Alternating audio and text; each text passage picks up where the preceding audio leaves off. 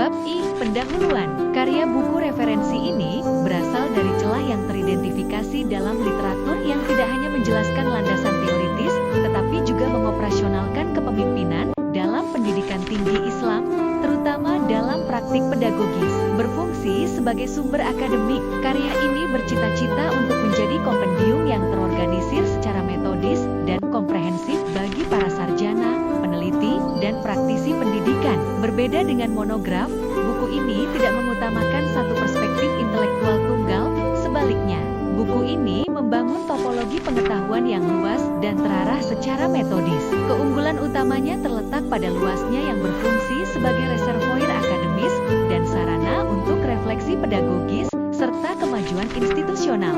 Konsep kepemimpinan tajdid muncul dari interaksi dinamis antara prinsip-prinsip dasar Islam dan arus perkembangan sosial budaya yang terus berkembang. Teori kepemimpinan Islam, yang melacak perjalanannya dari kekhalifahan klasik hingga saat ini, menunjukkan kebutuhan yang terus-menerus akan revitalisasi ilmiah dan praktis. Istilah tajdid, yang berarti pembaruan, secara historis telah meresap ke dalam wacana hukum, pedagogis, dan sosial Islam. Dalam ranah pendidikan tinggi, kebutuhan akan tajdid menjadi semakin jelas ketika institusi merespons tuntutan globalisasi, kemajuan teknologi yang pesat, dan semakin rumitnya tata kelola kontemporer. Volume ini disusun berdasarkan kontinuitas tematik dan kemajuan sistematis, dimulai dengan teori dasar, dan maju ke aplikasi serta investigasi empiris. Ini bertujuan untuk berfungsi di luar pembacaan sekali saja, sebagai instrumen hidup bagi dosen, mahasiswa, dan praktisi pendidikan, memberdayakan mereka untuk melaksanakan, mempertanyakan, dan menyempurnakan praktik kepemimpinan. Setiap bab dirancang dengan tujuan yang berbeda, namun semuanya saling terhubung untuk memperkuat, menerangi, dan memperluas satu sama lain. Untuk kenyamanan pengguna, sebuah garis besar panduan disertakan, memungkinkan pembaca untuk menyesuaikan keterlibatan mereka sesuai dengan tujuan spesifik penelitian, penulisan ilmiah, dan pertumbuhan organisasi. Konsep dasar buku referensi. Buku volume referensi ilmiah mencerminkan upaya yang disengaja dan disiplin dalam pengembangan pemahaman ilmiah.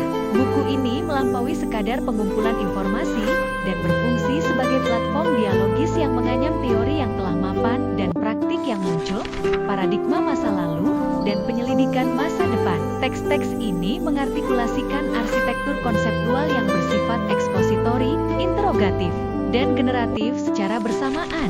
Buku ini melibatkan subjek pada tingkat yang menembus lebih dalam dari sekadar artikulasi permukaan, menerangi struktur intelektual inti dari disiplin tersebut melalui beragam sudut pandang yang kaya, triangulasi metodologis, dan akun yang disintesis secara ketat tentang kemajuan terkini. Sebuah karya referensi akademis mencapai nilai utamanya dengan berfungsi sebagai repositori yang dapat diandalkan, dapat diverifikasi, dan dapat digunakan di berbagai lingkungan ilmiah. Secara alami, karya ini dapat diakses secara luas oleh siapa saja yang terlibat dalam suatu disiplin ilmu, namun pada saat yang sama terbatas, memperhatikan tingkat kedalaman yang menjadi ciri khas diskursus akademis yang matang. Dikembangkan bukan sebagai tujuan akhir, maupun sebagai artefak statis.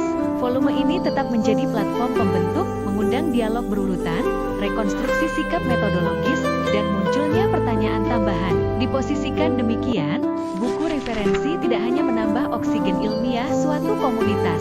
Mereka berkontribusi secara decisif terhadap penciptaan kembali pengetahuan spesifik disiplin yang berkelanjutan dan literatif. Dalam membedakan buku referensi dari monograf, dimensi orientasi tetap menjadi faktor penentu. Monograf biasanya muncul dari penyelidikan terkonsentrasi ke dalam subjek tertentu, diinformasikan oleh penyelidikan empiris yang berkelanjutan, dan seringkali diartikulasikan oleh seorang sarjana tunggal atau sekelompok kecil sarjana. Karya ini, yang secara sadar subjektif, menimbang fakta-fakta tertentu menurut pandangan metodologis yang ditentukan sendiri. Karya referensi, sebagai perbandingan, mengejar desain komunal. Buku ini merajut berbagai sumber dan sudut pandang interpretatif yang berbeda menjadi satu narasi, mempertahankan ketegangan intelektual, namun mengarah pada kejelasan secara keseluruhan. Tujuan utama buku referensi adalah memberikan pembaca dengan berbagai wawasan yang cukup luas dan bersaing, memungkinkan pembentukan penilaian yang cermat dan mandiri, daripada mendukung satu tesis tunggal. Konstruksi praktis dari sebuah volume referensi adalah sebuah usaha yang multifaset. Hal ini memerlukan pemilihan dokumen yang ketat, penyempurnaan editorial yang teliti, dan arsitektur yang terurut secara logis. Penulis bekerja sama dengan dewan editorial, mengambil peran ganda sebagai narator dan arsiparis, menggunakan strategi yang menjaga kebenaran faktual, sambil memastikan materi tetap menarik secara pedagogis dan relevan di zaman sekarang. Nilai sebuah teks referensi diukur tidak hanya oleh kelengkapan materi yang dibahas, tetapi juga oleh koherensi organisasinya, ketepatan gayanya, dan luasnya keterlibatan teoritisnya. Pengaruh yang diberikan oleh karya referensi dalam dunia akademik sangat bergantung pada bagaimana karya tersebut digunakan dalam arena pedagogis. Ketersediaan mereka yang terus-menerus dalam kurikulum mendukung pengembangan program yang didasarkan pada literatur yang baik secara otoritatif dan metodologis. Para cendekiawan yang mengintegrasikan volume-volume tersebut ke dalam pedagogi mereka tidak hanya menyampaikan fakta, mereka menyesuaikan pendekatan kognitif dan mengembangkan lingkungan belajar yang menghargai kedalaman analitis dan pemikiran kritis.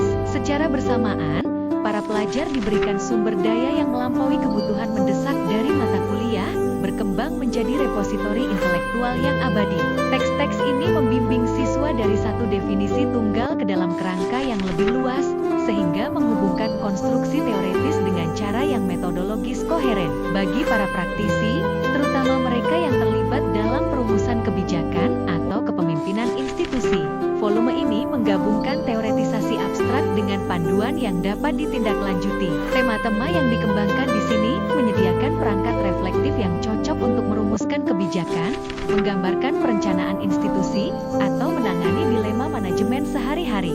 Karya referensi semacam itu menyediakan sudut pandang panoramik, memungkinkan praktisi untuk melampaui sekadar perbaikan simptomatik dan terlibat dengan mekanisme penyebab inti menggunakan perangkat konseptual yang cukup ketat. Pada saat yang sama, para akademisi akan menemukan dalam teks ini sebuah instrumen dasar untuk memajukan penelitian dengan kualitas yang sebanding. Ini mengartikulasikan seperangkat konstruksi teoretis yang koheren, menjelaskan opsi metodologis, dan menyederhanakan perumusan pertanyaan penelitian, serta kerangka penghasil hipotesis. Ketika para akademisi menyusun tinjauan pustaka, karya referensi mengambil fungsi penting dalam memetakan penyelidikan baru ke dalam ranah ilmiah yang telah mapan. Dengan terlibat dalam volume ini, para peneliti memperkuat diri mereka terhadap jebakan konseptual, sambil sekaligus menemukan dorongan intelektual yang subur yang mengundang kedalaman analitis dan empiris yang lebih besar.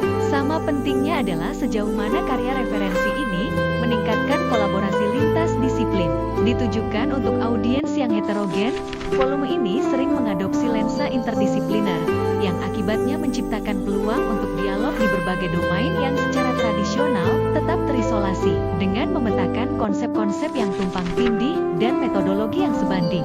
Karya referensi ini bertindak sebagai saluran, menjalin benang-benang pengetahuan khusus yang terpisah menjadi sebuah permadani intelektual yang lebih koheren yang sebelumnya mungkin telah terfragmentasi dalam literatur yang tersedia. Keberadaan berkelanjutan dari volume referensi ilmiah mencontohkan etos ilmiah yang menghargai transparansi, integritas intelektual, dan kewajiban terhadap komunitas epistemik. Karya semacam itu tidak hanya memenuhi tuntutan pragmatis untuk data, mereka juga membudayakan kesadaran metakognitif tentang bagaimana pengetahuan dibangun dan divalidasi. Pada saat sejarah ketika informasi beredar dengan kecepatan tinggi dan seringkali tidak dikurasi, buku referensi menawarkan repositori yang terkalibrasi yang menjaga ketepatan, verifikasi, dan kedalaman penjelasan. Ketahanan fungsi dan otoritas karya ini, maka, bergantung pada integritas penulisnya, pencarian ketat akan ketelitian ilmiah, dan posisinya